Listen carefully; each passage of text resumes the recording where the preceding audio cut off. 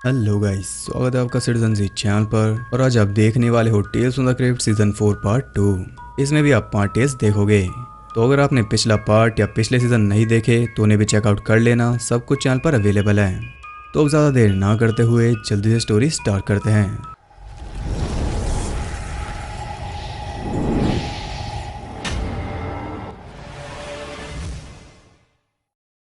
एक टेल का नाम है वर्ड्स कुकिंग। ये कहानी एक मैरिड कपल फ्रेड और अर्मा की, जिनका एक रेस्टोरेंट है जो कि बिल्कुल भी अच्छा नहीं चल रहा। वो काफ़ी लॉस में है और इसका एकमात्र रीज़न है उनका मेन्यू, जिसमें सिर्फ स्क्विड है। इसलिए ज़्यादा कस्टमर्स वहाँ पर आते ही नहीं। और जो उनके रेगुलर कस्टमर्स हैं, जैसे कि फिल नाम का पुलिस वाला, वो भी अब पक चुके हैं। आखिर कब तक वो एक ही चीज़ खाते रहेंगे। अर्मा फ्रेड को और भी चीज़ ऐड करने के लिए कहती रहती है, लेकिन वो KFC से कुछ ज़्यादा इंस्पायर्ड है। उनका वर्कर गैस्टन भी उन्हें सलाह देता है कि उन्हें मेन्यू चेंज करके देखना चाहिए। वो कहता है कि मुझे एक बारबेक्यू रेसिपी पता है जो कि काफ़ी सही रहेगी, लेकिन फ्रेड इसके लिए भी तैयार नहीं। अब गैस्टन एक होमलेस आदमी है। दिन में वो यहाँ पर काम करता है और रात वो सड़कों पर ही निकाल देता है, इसलिए ये जॉब उसके लिए ज़रूरी है। साथ में वो थोड़ा सन की भी है। वो अर्मा को पसंद करता है और चाहता है कि वो फ्रेड को छोड़कर उसके साथ रहने लग जाए। कहाँ पर? सड़कों पे। खैर एक रात फ्रेड रेस्टोरेंट में अकेला था, तब उसके पास आता है उनका लैंडलॉर्ड मिस्टर चमली। वो उनसे पिछले 3 महीने का किराया लेने आया था, लेकिन फ्रेड के पास तो कुछ भी नहीं। इसलिए चमली कहता है कि कल वो पुलिस को लेकर आएगा और इस जगह पर ताला लगा देगा। ये सब तो सही था, लेकिन जाते जाते वो फ्रेड के खाने की बुराई भी कर देता है, जो कि वो बर्दाश्त नहीं कर सकता। गुस्से में वो चाकू से उसके हाथ पर कट मार देता है और उसके बाद वो सॉरी बोलते हुए उसके पीछे घूम रहा था, लेकिन चमली उसे माफ नहीं करता। पुलिस की धमकी देकर वो वहां से चला जाता है और ये सब देख रहा था गैस्टन। घर जाकर फ्रेड अर्मा को भी सब कुछ बता देता है और वो काफी गुस्सा हो गई थी, लेकिन वो उसे सपोर्ट भी करती है। अगली सुबह वो दोनों अपना सामान समेटने जाते हैं और गैस्टन वहाँ पहले से मौजूद था। रोज की तरह फिल भी वहाँ पर पहुंच जाता है। अर्मा फ्रिज खोलती है और वो सरप्राइज थी, क्योंकि अंदर कुछ स्टेक्स रखे थे जो कि गैस्टन लेकर आया अपने बारबेक्यू वाले आइडिया के लिए। खैर उनके लिए तो ये अच्छा ही हो गया। अर्मा उसे ग्रिल कर रही थी और इतने में फिल उन्हें बताता है कि उन्हें मिस्टर चमली की कार मिली है, जिसके अंदर ढेर सारा खून है और चमली भी कल रात से लापता है। पुलिस को लग रहा है कि उसका मर्डर हो गया, लेकिन बॉडी अभी तक नहीं मिल पाई। इस बीच वहाँ और भी कस्टमर्स आ जाते हैं। अचानक फ्रेड की नज़र पड़ती है गैस्टन पर, जो कि पसीना पोंछ रहा था। अब इसमें कुछ गलत नहीं, लेकिन जो रुमाल उसके हाथ में है वो मिस्टर चमली का है। फ्रेड अकेले में उससे बात करता है, लेकिन वो यही कह रहा था कि वो कुछ नहीं जानता। इधर उस स्टेक की जमकर तारीफ हो रही थी। सिर्फ उसकी स्मेल से ही और भी कस्टमर्स आ रहे थे। अर्मा कुछ और स्टेक मांगती है तो गैस्टन फ्रीजर से लेने जाता है और यहाँ फ्रेड के होश उड़ गए थे, क्योंकि स्टेक वो निकाल रहा था चमली की डेड बॉडी से। यही खास बात है उसके बारबेक्यू की कि उसमें इंसानी मीट है और लोगों को पता नहीं, इसलिए उन्हें ये पसंद आ रहा है। अब फ्रेड को समझ नहीं आ रहा कि वो क्या कहे और क्या करे, लेकिन गैस्टन तो एकदम शांत है। फ्रेड चाहता तो था कि वो फिल को इसके बारे में बता दे, लेकिन अपने खाली रेस्टोरेंट को भरा हुआ देखकर उसका मुंह अपने आप बंद हो जाता है। पूरा दिन भीड़ लगी हुई थी और पहले दिन उन्होंने $1500 कमा लिए, जो कि उनके लिए सपना था। लेकिन अर्मा सच नहीं जानती और न ही फ्रेड चाहता है कि वो जाने। चमली का सारा मांस उन्होंने बेच डाला। फिलहाल एक जान की कीमत है $1500, तेल और नमक मिला के। अब पूरे एक दिन का बिजनेस करने के बाद फ्रेड गैस्टन को पुलिस की धमकी दे रहा था, तब वोल्टा उसे लाइन पर ले आता है ब्लैकमेल करके, क्योंकि अगर फ्रेड ने पुलिस को बता भी दिया तब भी गैस्टन बच जाएगा और पकड़े जाएंगे वो दोनों, क्योंकि लैंडलॉर्ड उनका ग्रिल करके वो बेच रहे हैं, पैसे वो कमा रहे हैं, तो पकड़े भी तो वही जाएंगे। इसलिए यहाँ उनके बीच 50-50 का समझौता हो जाता है। मीट का प्रबंध गैस्टन करेगा और कुकिंग करेंगे वो दोनों। प्रॉफिट आधा आधा बांट लेंगे। देखते ही देखते वो जगह इतनी ज्यादा फेमस हो गई कि वहां पर सारा दिन लाइन लगी रहती। यानी कि आधे टाउन को उन्होंने कैनिबल बना दिया, टाउन के किन्हीं बेचारों का मांस खिलाकर। लेकिन एक ना एक दिन तो ये एंड होना ही था। एक दिन फिल उन्हें बताता है कि उन्हें कुछ सुराग मिले हैं और चमली के कातिल तक वो जल्दी पहुंच जाएंगे। ये सुनकर फ्रेड फिर से परेशान हो गया था। फिलहाल एक जान की कीमत हो चुकी है $8000 और एक दिन कितनी कमाई तो उन्होंने सोची भी नहीं थी। अब गैस्टन को पता था कि जल्दी ये सब बंद हो जाएगा, इसलिए वो अपने काम पर लग जाता है। वो अर्मा के बैग से उसकी गन निकाल लेता है, क्योंकि उसके पास कुछ प्लान्स थे। अर्मा के जाने के बाद वो फ्रेड से बात करता है और कहता है कि कल के मेन्यू पर हमें फिल को रखना चाहिए, लेकिन फ्रेड इसके लिए राजी नहीं था। तो प्लान को आगे बढ़ाते हुए वो अर्मा के पास जाता है और उसे सब कुछ बता देता है। बस इस पूरे केस में उसने अपना नाम बाहर निकाल लिया। वो कहता है कि वो मीट इंसानों का है जिन्हें फ्रेड मारता है और पहला शिकार उसका चमली था, लेकिन अब पुलिस सब जान गई है, इसलिए आज रात फ्रेड सुसाइड करने वाला है और उसने तुम्हारी गन भी निकाल ली। अब मैं काफी चिंता में थी, लेकिन अगर कोई समझदार होता तो पहले एक थप्पड़ गैस्टन को ही मारता। जब तुझे पता है कि वो सुसाइड करेगा तो उसे रोकने के बजाय तू यहाँ चुगली करने आ गया। खैर वो अर्मा को पुलिस बुलाने के लिए कहकर खुद वहां से चला जाता है, क्योंकि उसका काम तो हो गया। मर्डर को वो सुसाइड का रूप दे चुका, अब बस उसे मर्डर करना है। वो इस प्लान को अंजाम देने ही वाला था कि तभी अरमा भी वहां पर पहुंच जाती है और वो दोनों बिल्कुल भी डरे हुए नहीं लग रहे क्योंकि गन खाली है। अरमा तभी सब कुछ समझ गई थी जब गैस्टन ने उसे गन वाली बात बताई थी, क्योंकि वो कभी गन में गोलियां रखती नहीं और फ्रेड ये बात अच्छे से जानता है। अब उल्टा वो दोनों गैस्टन को मारने वाले थे, लेकिन इससे पहले कि वो ऐसा कर पाते वहां पहुंच जाता है फिल, लेकिन वो भी उन्हीं की साइड था। वो उन्हें अरेस्ट नहीं कर सकता क्योंकि अब उसके मुंह इंसानी मांस का टेस्ट लग चुका है और वो नहीं चाहता कि ये रेस्टोरेंट कभी बंद हो। वो यहाँ पर डिनर के लिए आया है और डिनर में उसे मिलेगा गैस्टन कबाब। इसी के साथ ये टेल एंड हो जाती है। तो गैस्टन ने ये साइकोपन शुरू किया था, लेकिन वहाँ के लोग उससे भी बड़े साइको बन गए। एक टाउन को कैनिबल बनाकर पता नहीं वो क्या एक्सपेक्ट कर रहा था। और फ्यूचर में ये सभी ट्रैवलर्स को मारना शुरू करेंगे और जब कुछ नहीं होगा तो एक दूसरे को। तो ये थी सिक्स टेल। सेवन टेल का नाम है द न्यू अराइवल। ये कहानी है डॉक्टर एलन की, जो एक चाइल्ड साइकोलॉजिस्ट है और वो बच्चों को जरा भी पसंद नहीं करता। वो एक रेडियो शो पर लाइव समाधान देता है। उसके पास एक रेगुलर कॉलर नोरा की कॉल आती है, जो कि अपनी बच्ची फेलिसिटी से काफी परेशान थी। आवाज सुनकर यही लग रहा है कि नोरा खुद एक बच्ची है और शायद फेलिसिटी उसकी डॉल का नाम है। यहाँ बॉनी और रोना को भी देखते हैं, जो कि बात कर रहे थे कि यह डॉक्टर का आखिरी शो है, रेटिंग्स अच्छी नहीं आ रही इसलिए शो को बंद किया जाएगा। अब डॉक्टर ने भी ये बात सुन ली थी, इसलिए वो डिसाइड करता है कि वो रेटिंग्स बढ़ाएगा। वो नोरा को कहता है कि कल वो उसके घर आकर खुद फेलिसिटी को सुधारेगा। अगले दिन वो तीनों नोरा के घर पहुंचते हैं, जो कि घर कम और कबाड़ खाना ज्यादा लग रहा था। वहां पहुंचते ही रोना को करंट लग जाता है, जिससे पता चल रहा था कि फेलिसिटी काफी शैतान है। नोरा बाहर आती है और हम देखते हैं कि वो कोई बच्ची नहीं बल्कि एक बूढ़ी औरत है, और उसे देखकर डॉक्टर भी हैरान था क्योंकि वो बच्ची समझकर उससे बात करता था। फेलिसिटी ऊपर चिल्ला रही थी, इसलिए नोरा बबल गम लेकर उसे चुप करने जा रही थी, लेकिन डॉक्टर उसे रोक लेता है क्योंकि वो आया है फेलिसिटी को सुधारने। वो उसे अपनी बुक देता है, लेकिन वो तो उसके पास पहले से ही थी, साथ में और भी कई सारी, जिनमें सबसे फेमस थी डॉक्टर स्विसमेगर की। डॉक्टर एलन ने उसके साथ पढ़ाई की थी, इसलिए वो तो उसकी तारीफ कर रहा था, लेकिन नोरा कहती है कि वो कुछ खास नहीं था। उसके घर में जनरल डगलस मैकार्थर की फोटो थी, जिन्हें वो फेलिसिटी के डैड बता रही थी और कह रही थी कि वो वॉर से आते ही होंगे। या उन्हें इतना तो क्लियर हो गया कि नोरा पागल है, और इसलिए उन्हें यह भी डाउट हो गया था कि शायद फेलिसिटी कोई है ही नहीं, नोरा ही फेलिसिटी है। लेकिन रोना को लग रहा था कि शायद उसने किसी को किडनैप करके ऊपर रखा है। उनकी रेटिंग्स तो बढ़ने वाली है। हम फेलिसिटी को भी देख पाते हैं और वो तो नोरा से भी ज्यादा क्रीपी है। खैर वो तीनों ऊपर जाते हैं चेक करने और पहुंच जाते हैं फेलिसिटी के रूम तक, जिसके बाद ढेर सारी बबलगम थी। खैर रोना को फेलिसिटी दिखाई देती है, इसलिए वो अकेले उसके पीछे चल देती है और पहुंच जाती है एटिक में, जहां पर वो फंस गई थी। इधर काफी सोचने के बाद ये दोनों उसके रूम में जाते हैं और वो रूम भी बहुत ज्यादा क्रीपी था। अब तो डॉक्टर को कंफर्म हो गया था कि नोरा ही फेलिसिटी है और ये सब उसी का किया धरा है।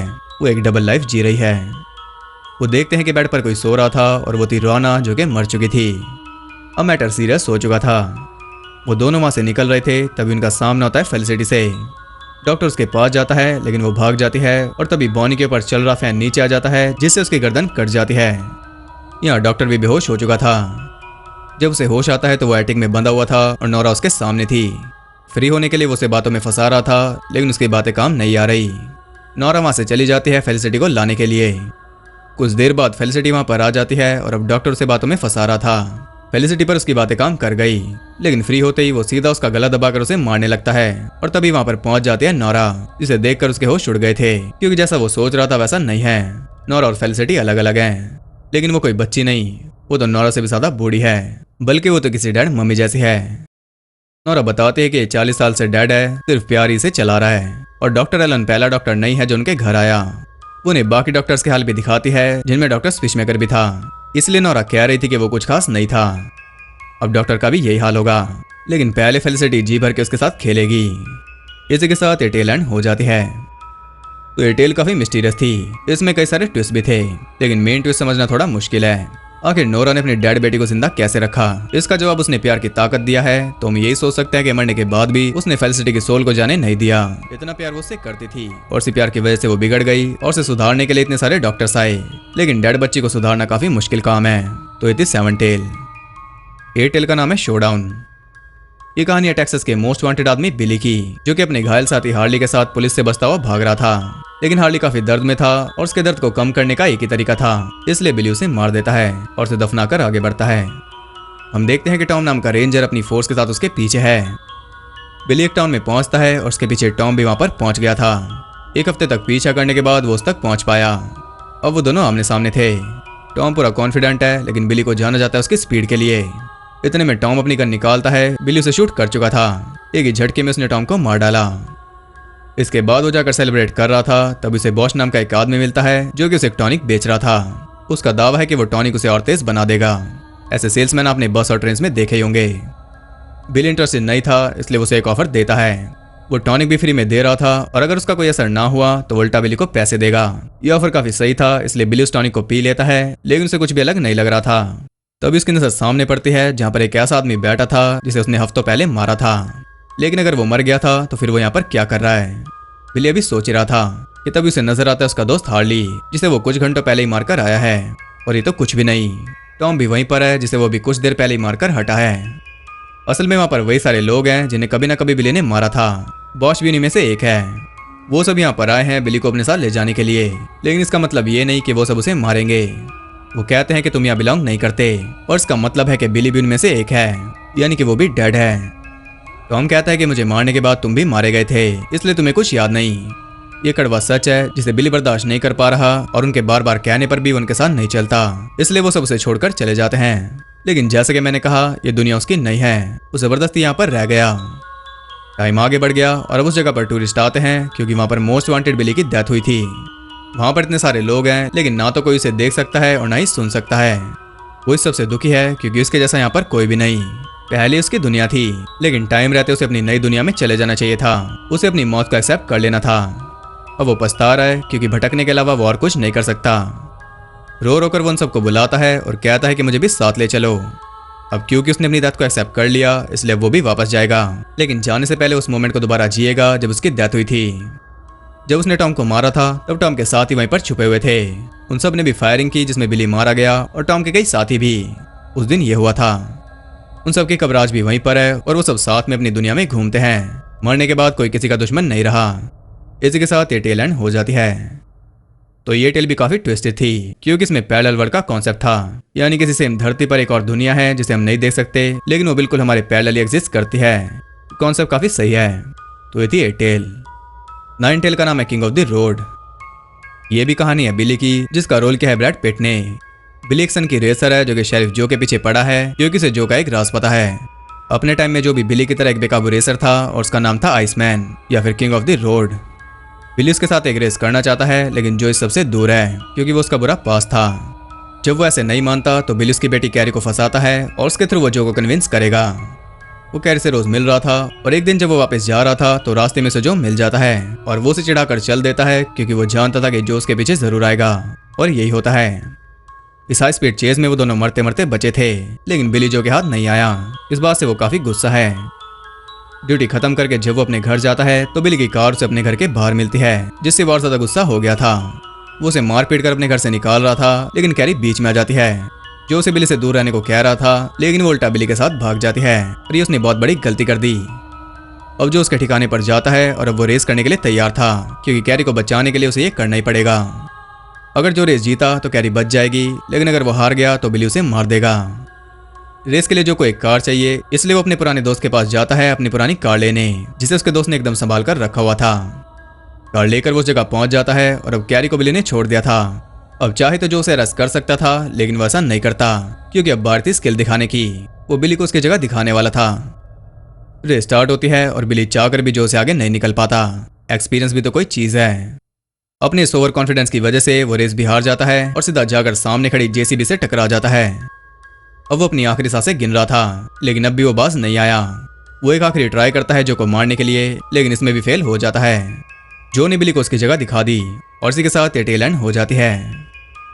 तो बिली को अपने स्किल्स पर काफी घमंड था। उसे ये लगता था कि उसके सामने कोई भी नहीं टिक सकता और उसे शौक था बाकी सबको नीचा दिखाने का, लेकिन उसका शौक उसे कहाँ ले गया वो आपने देख लिया। तो ये थी 9 टेल। 10वीं टेल का नाम है मैनिएक एट लार्ज। ये कहानी है मार्गरेट नाम की एक लाइब्रेरियन की, जिसे अभी पता चला है कि उस एरिया में एक सीरियल किलर घूम रहा है, इसलिए वो काफी चिंता में है।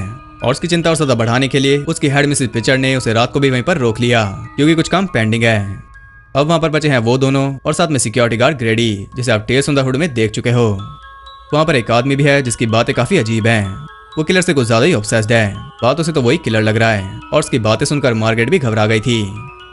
खैर वो बेसमेंट में जाती है और वहां परछाई में उसने किलर को देख लिया था। चिल्लाते हुए वो ग्रेडी को लेकर आती है, लेकिन उसे नीचे कुछ भी नहीं मिलता और हम देखते हैं कि उसकी हरकतें भी खराब हैं। वो भागते हुए ऑफिस में जाती है जहां पर ऑफिसर जेमिसन आए हुए थे क्योंकि वहां से 5 टाइपराइटर्स गायब हैं। वो उन्हें भी सब कुछ बता देती है और जब वो नीचे जाते हैं तो उन्हें एक बुक मिलती है जिसमें चाकू मारे हुए थे। ये कोई ज्यादा सीरियस बात तो नहीं थी, इसलिए ऑफिसर वहां से चला जाता है, लेकिन मार्गरेट को भी ग्रेडी पर शक था। खैर अब लाइब्रेरी को बंद करने का टाइम था और प्रिचर्ड भी बाहर चली जाती है खाना लाने के लिए, इसलिए मार्गरेट वहां पर ताला लगा देती है। लेकिन वो क्रीपी आदमी अंदर ही रह गया, वो बाहर गया ही नहीं। इसके इरादे कुछ ठीक नहीं लग रहे। अपनी क्रीपी बातों से वो मार्गरेट को डरा रहा था, इसलिए वो उसे बाहर निकाल देती है। और तभी कोई अजीब सा आदमी दरवाजे पर आ गया था, जिसे देखकर वो काफी डर गई थी, क्योंकि उसे लग रहा था कि वही किलर है और वो आया उसे मारने के लिए। वो सारी लाइट्स बंद कर देती है और तब तक प्रिचर्ड भी वापस आ गई थी। वो उसे बताती है कि किलर यहाँ पर आया था। तो प्रिचर्ड उसे बताती है कि वो मिस्टर ग्रेविन थे, जो कि बुक्स वापस करने आए थे, उनका यही टाइम है। वो उसे समझाते हैं कि जरूरी नहीं कि किलर आदमी हो, वो कोई औरत भी हो सकती है। और अब तो मार्गरेट को उसी के ऊपर शक हो रहा था। उसे लग रहा था कि वो उसे भी मार देगी, इसलिए वो पैनिक करना शुरू करती है और इसी पैनिक में वो खुद उसे मार देती है।